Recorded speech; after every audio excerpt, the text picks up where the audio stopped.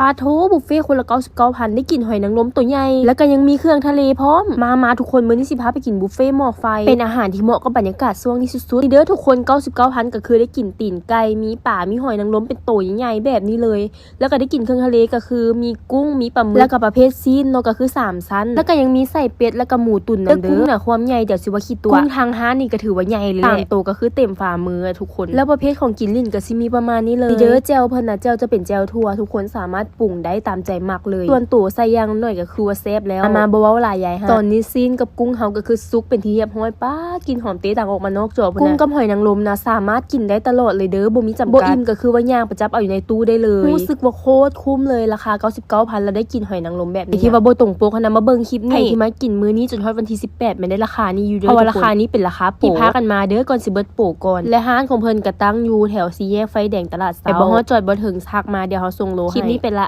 บาย